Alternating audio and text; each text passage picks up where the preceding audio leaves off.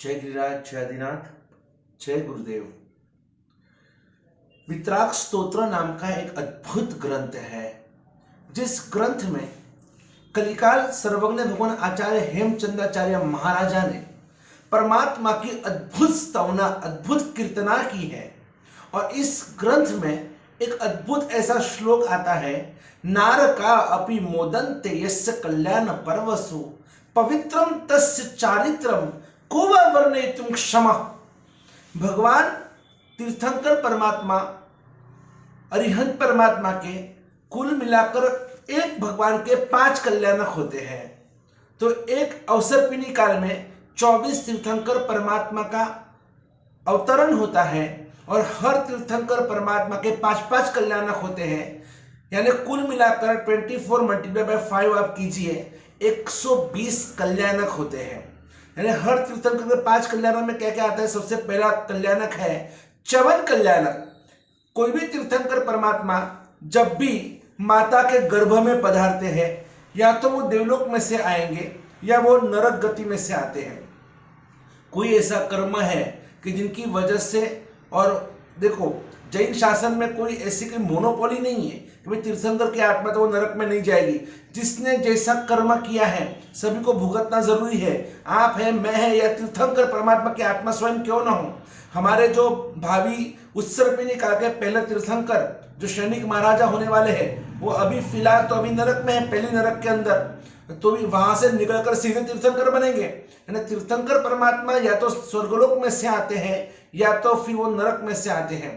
और ये जो 2 गति, यानी पहला जो च्यवन कल्याणक है, तो ये च्यवन कल्याणक का मतलब ही है जो माता के गर्भ में पधारना।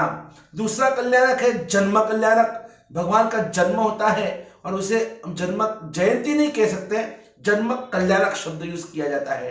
तीसरा कल्याणक है दीक्षा कल्याणक। जब भगवान दीक्षा लेते हैं तो वो तीसरा कल्याणक है। फिर जब भगवान को घाती कर्म का क्षय होता है और केवल्यान की प्राप्ति होती है, वो चौथा कल्याणक केवल्यान कल्याणक।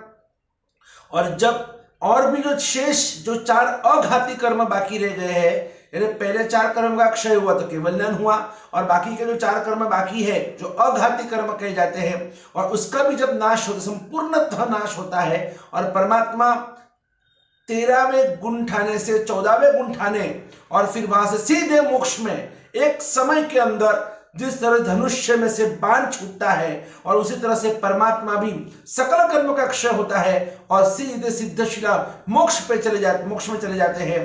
तो ये है निर्वाण कल्याणक। ये 5 जैसे हम कहते हैं भाई इंसान मर गया, भगवान के लिए कभी नहीं कहते कि भगवान कब मरे। भगवान कभी काल धर्म हुए। गुरु भगवंतों के लिए काल धर्म शब्द है और भगवान के लिए निर्वाण शब्द है। तो इस तरह से 5 कल्याणक बहुत महत्वपूर्ण होते हैं। और प्रस्तुत श्लोक के अंदर आचार्य भगवान हेमचंद्राचार्य महाराज कहते हैं कि नारका अपि मोदन्ते यस्य कल्याण परवसु। नरक के अंदर रहे हुए जो जीव है उन्हें भी परमात्मा के कल्याणक के अवसर पर परम शांति का अनुभव होता है, परम सुख का अनुभव होता है। एक अद्भुत, अवर्णनीय और ऐसी समाधि उनको प्राप्त होती है वो अंतर मुहूर्त के समय के अंदर। पूज्यपाद वर्तमान गच्छाधिपति आचार्य भगवान दौलत सागर सुरेश्वर जी महाराजा, उनके जीवन की एक खासियत है, कभी जिन्होंने अगर वो अवसर मिला होगा तो गच्छाधिपति श्री, जैसे मैं कई बार शत्रुंजय की भाव यात्रा कराता हूं या नवटुक की भाव यात्रा कराता हूं।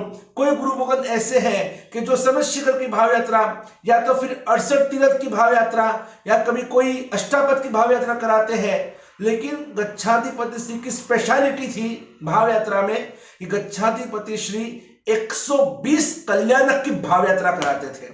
उन्हें सब कुछ बाय हार्ट था। और गच्छाधिपति श्री सबसे पहले एक कल्याणक वाली भूमि कौन सी, जैसे कि भगवान महावीर पावापुरी, तो पावापुरी ये एक ही कल्याणक हुआ है और कोई तीर्थंकर का कोई कल्याणक वहां पर नहीं हुआ है।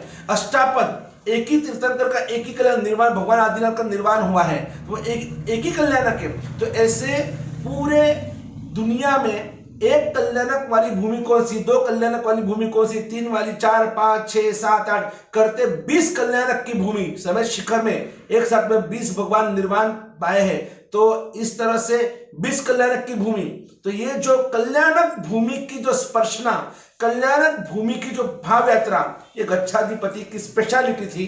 और गच्छाधिपति श्री कहते थे कि जब जब भी कल्याणक होते हैं, कल्याणक के समय में जो 7 नरक है, 7 नरक में किस किस प्रकार का उजाला होता है। तो पूज्य श्री का कहना है कि आगमों में ये लिखा हुआ है कि जब परमात्मा का जन्म होता है या जो भी कल्याणक होते हैं, और ऐसे अवसर पर पहली नरक के अंदर जैसे मध्याह्न का जो सूर्य होता है और मध्याह्न के सूर्य का जैसा उजाला होता है, वैसा उजाला पहली नरक में होता है। दूसरी नरक के अंदर बादलों से आच्छादित मध्याह्न का सूर्य।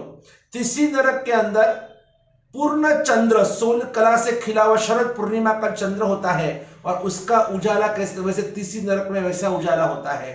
और चौथी नरक के अंदर बादलों से आच्छादित और ऐसा शरद पूर्णिमा का चंद्र और उसका जितना उजाला उतना चौथी नरक में होता है।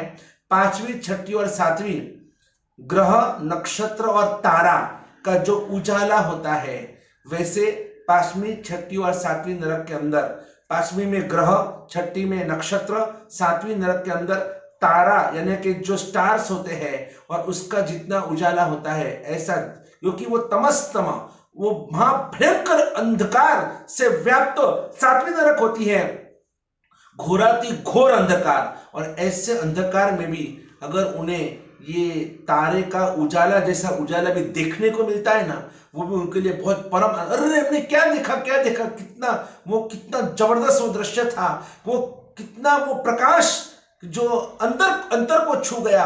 और इस तरह से वो प्रकाश कई सालों तक वो उस प्रकाश को याद करते करते और नरक के दुखों को भूल जाते हैं, वो वेदना को भूल जाते हैं।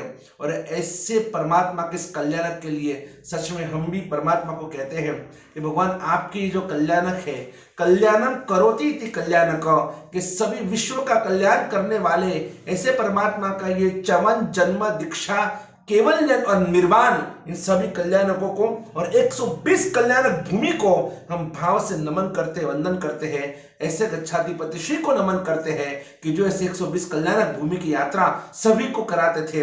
बोलो पूज्यपाद गच्छाधिपति आचार्य भगवान दौलत सागर सुरेश्वर जी महाराज की जय हो। जय गिरिराज, जय आदिनाथ, जय गुरुदेव। जुड़िए परम भक्त परिवार से और विराग क्रांति वाणी चैनल को सब्सक्राइब कीजिए, लाइक कीजिए और शेयर कीजिए, और लेटेस्ट वीडियो को देखने के लिए बेल आइकन दबाइए।